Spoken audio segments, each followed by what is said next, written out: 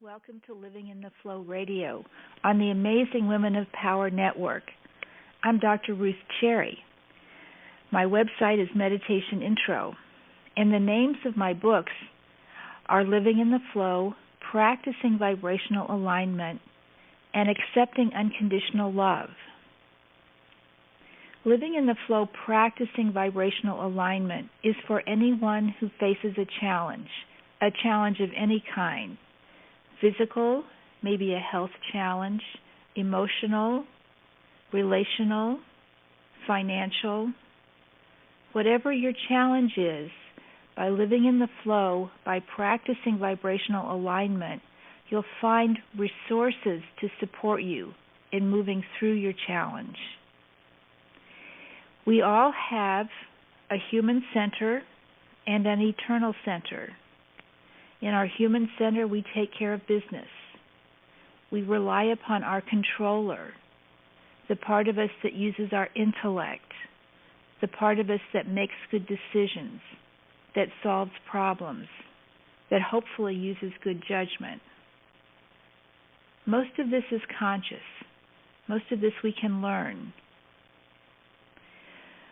But when we need to heal, we need to move into our eternal center. That's the part of us that has always existed and will always exist. And it's in here that healing happens. When we move into our eternal center, we move into an unlimited part of ourselves. We let go of our thinking. We let go of our judgment. We let go of knowing how things should be. And we experience ourselves as being. We know we want something and we can't make it happen. We want the healing of a physical illness, but the doctors say it's not possible. We want financial reward, but we don't see how dollars are going to come to us. We can't seem to get over a lost relationship. We don't know how our hearts will ever be mended again. We move into our eternal center when we can't take care of what we want by using our intellect. And that really is so much of life, isn't it? The intellect, the controller, is good for problem solving, maintaining your car, paying your bills. But when we get to issues of the heart and of the soul, we have to move into our eternal center. Leave the controller behind for a few minutes and simply be. Why do we do this? In our eternal center, we have access to resources far greater than who we are as individuals. We can only access this wisdom, this depth, this power by moving into our eternal center, letting go of our boundaries, moving into the being, the deepest being part of who we are, and simply allowing. In our human center, we do, we think, we make decisions. In our eternal center, we show up. We show up, we say, I'm here. And one of the important principles that we first say in our eternal center is, I surrender. I can't do what it is I want. I can't heal myself of this physical illness. I can't turn my finances around on my own. I can't make this relationship work. I can't seem to recover from this loss. So surrender is the first principle we practice when we move into our eternal center. We show up, we say, I can't do this on my own, and then we say, help me. We're there, we're available, we're paying attention, and we say, please, somebody give me some guidance. And of course, we're not talking about somebody or a person. We're not going to read any more books. Reading books is fine, and it's wonderful.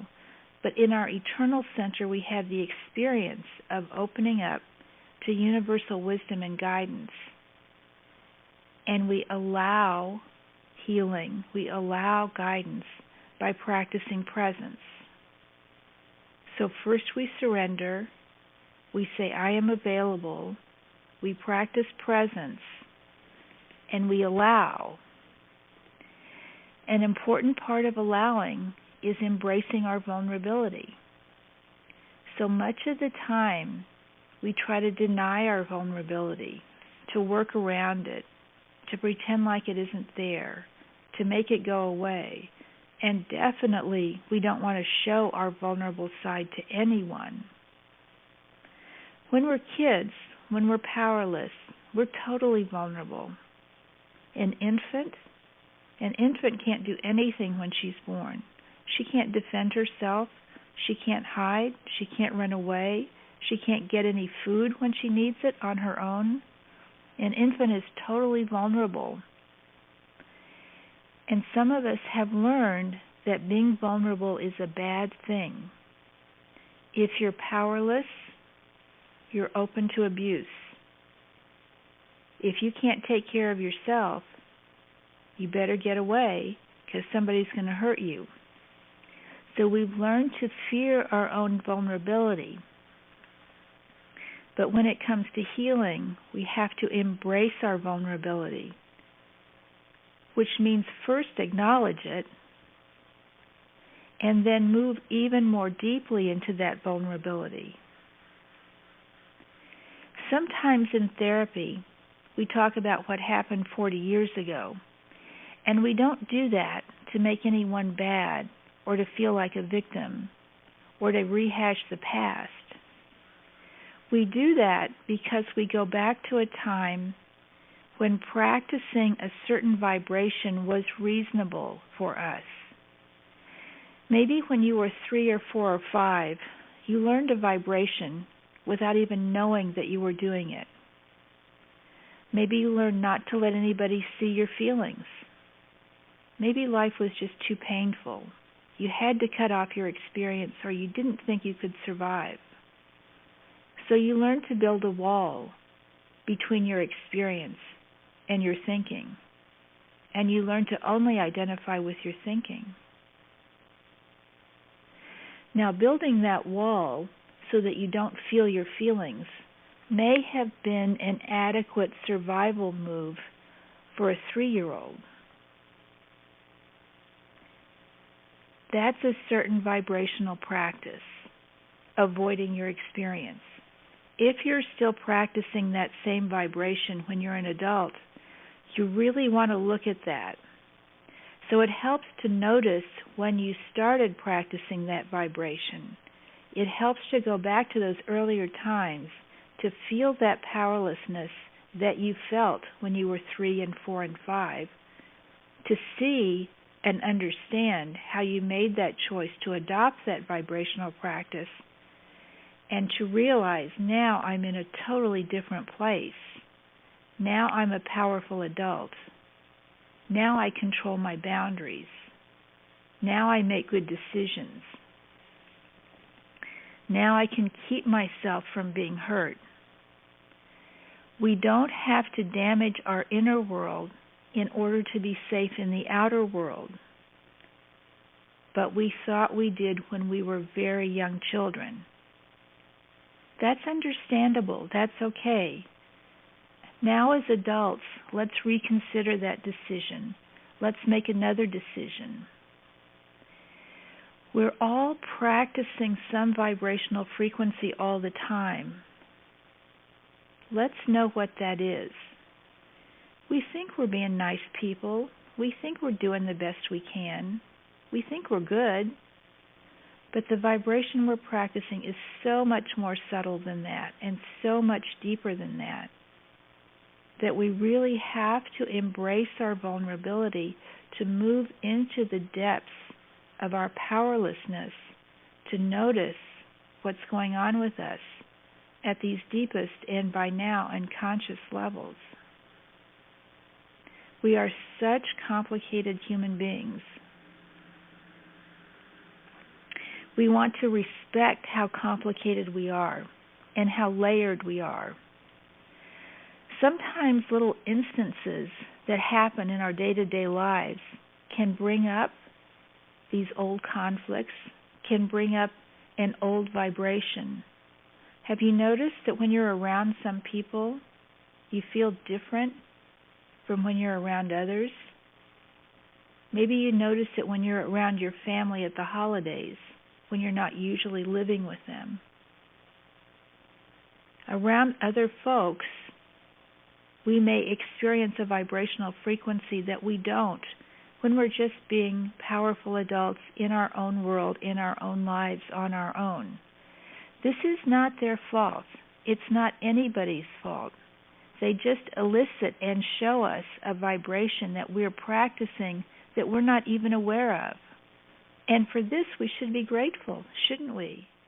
We always want to know what vibration we're practicing. So anything that helps us see that more clearly, we appreciate. The point is to be aware, to shine a light on our inner world dynamics, not to deny them, not to pretend like they aren't there. Sometimes life can be very painful. We lose a love, and we don't know how we're going to survive. And we can't think our way out of that. The feelings are too strong, too intense. We have to move directly into the feelings and allow them to wash over us. Now, if you're used to living in your head, this is a very scary proposition. But you can't think your way out of emotional pain. So we accept the loss, we move into the emotion, we're overwhelmed by our grief, by our tears. We cry and we think we're never going to stop crying. We can't believe the depth of the pain we feel inside. We truly don't know if we're going to survive. And it may bring up those old 3-year-old fears. How am I going to make it in this world? A child dealing with grief, dealing with intense emotion, can make the choice to cut off her feelings.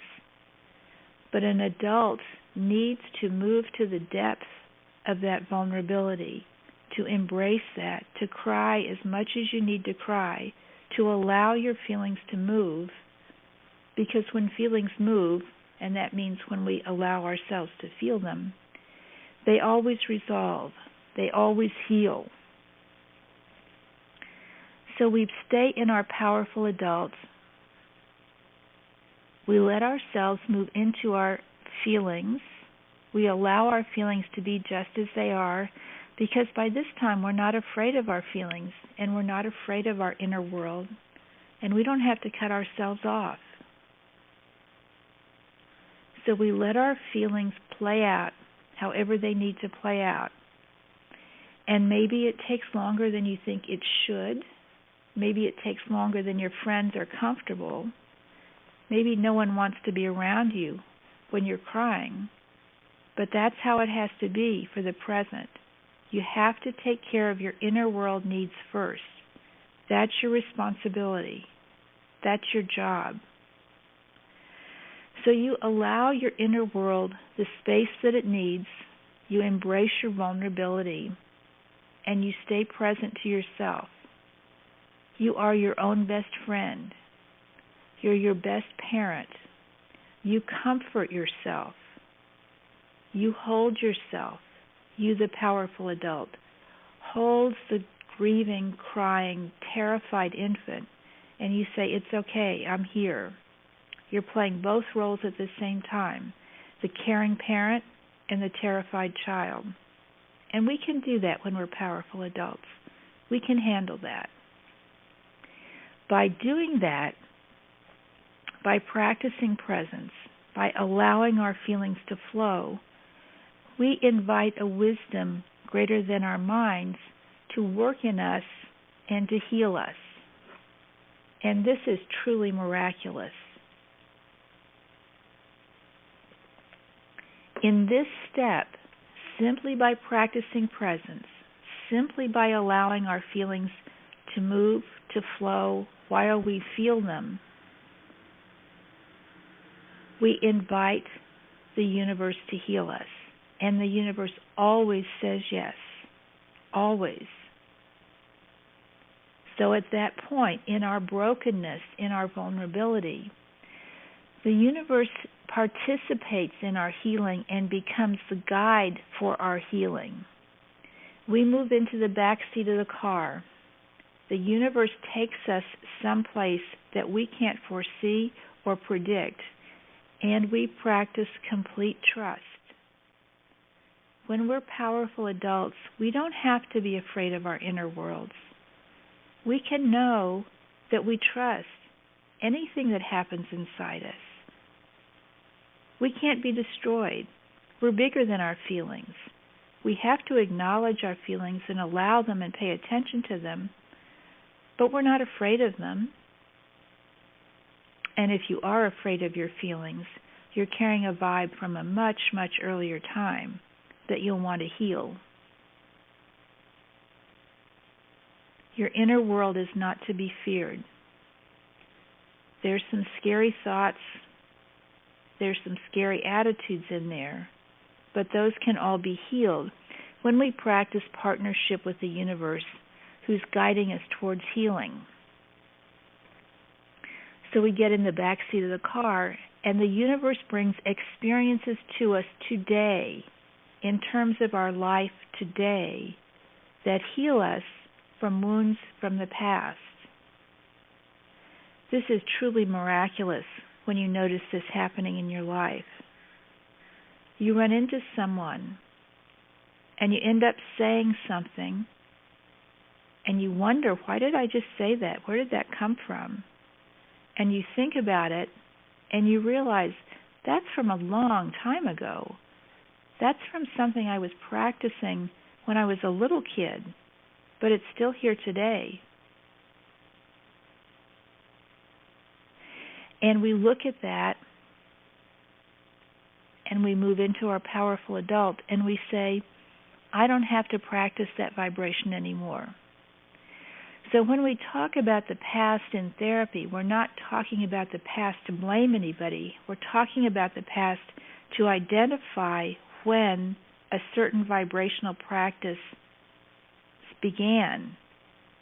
We can see from our current vantage point how we're not there anymore. Why am I still practicing this vibration? And we can let it go. We pay attention to what life brings us when we practice surrender, when we invite the universe to be active in our healing. We will have experiences that are meaningful on more than just the apparent level. We run into a stranger or even a friend who says something, and the words have more meaning than just the content on an adult level. It brings up something in us that we can experience, that we can feel. And it lets us know that some wounds from the past are unhealed. But our current experiences, our experiences today with folks in our lives today, will lead us to healing our old wounds. We don't have to think our way through this. We don't have to use our controller to make our lives turn out right. And in fact, we can't. That's why we practice surrender, to allow the universe to pull us to healing. So all we have to do is pay attention. We're aware of our experiences today. We're aware of the words we're saying. We're aware of the words that are spoken to us. We're aware of choosing to stay in our eternal center. And we pay attention. We know the universe is working in partnership with us. We know the universe is pulling us to healing. And we so appreciate that. And our days become magic. We're given signs. We're given gifts. There are coincidences. Things happen that we could not possibly have planned or foreseen or even chosen. And we feel so blessed. There's something about walking in partnership with the universe that's so incredibly comforting and illuminating and confirming that I think there's nothing better than that in the whole world. If you have any questions at all about self-esteem, operating in partnership with the universe will heal all of those questions. If there are wounds that you don't know how to heal, walking in partnership with the universe will guide you to healing for everything in you. You'll realize that the wisdom and the power greater than your controllers can carry you where you need to go, and you don't even know you need to go there or how to get there. But this partnership with the universe opens doors. We run into the right people, we have the right experiences, we grow, we learn, we experience ourselves as larger than we have ever thought of ourselves. Maybe there's something that you've never done. Maybe you've never been someone who's spoken in a group. Maybe you don't lead discussions. Maybe you don't take action. Maybe you haven't known how much fear has controlled you and inhibited you. The universe will bring you opportunities to be more than you are. The universe always says yes to you and always says yes to your growth. So sometimes the experiences may not be comfortable, but they are always growthful, always growthful. The universe is always supporting us in our growth. This is why I find journal writing so very, very important. The first third of living in the flow, practicing vibrational alignment, is my journal writing for 7 months. At the beginning of 2014, I was given a diagnosis that I really did not like and really did not want, MS. I was surprised, I was horrified, I was desperate, and the doctors were wonderful. All the medical personnel were wonderful. They were supportive. They had seen MS patients. They knew what to expect. They told me to rest, to use a cane, to lift my throw rugs. But not one of them said to me, I know you can beat this. I know you can heal yourself completely. They've seen MS people deteriorate, and they knew what to expect. And I got caught up in that for the first 2 or 3 months after the diagnosis. I was trusting them and going along with them. And I have to say the doctors are great. I respect them. They're more than competent. They're efficient. They're professionals, and all the home health care nurses. But after about 3 months, I said, wait, I just can't accept this. This doesn't feel right to me. I don't like this. And though I had been meditating for years, I upped my meditation practice to 45 minutes a day. I did my journal writing, and that's what the first third of living in the flow, practicing vibrational alignment is about. My journal writing for 7 months as I came to terms with this diagnosis. I made peace with the diagnosis, but I didn't accept that it was terminal, that I was not going to heal, because I am healing, and I'm continuing to heal, and I see complete healing for me in my future. I think probably lots of healing has happened for lots of people that maybe we don't hear about, but it's available for you too, whatever your challenge is, and we all have some challenge. You have to decide how much depth do you want to live with? How open are you to having the universe work in your life? How committed are you to yourself? Do you love yourself? Do you want the best life you can possibly have? If your answer is yes, you'll spend time in your eternal center, being, allowing, inviting the universe to work in your life, and then enjoying and celebrating when you see the universe is working in your life and is guiding you to healing. I'm Dr. Ruth Cherry.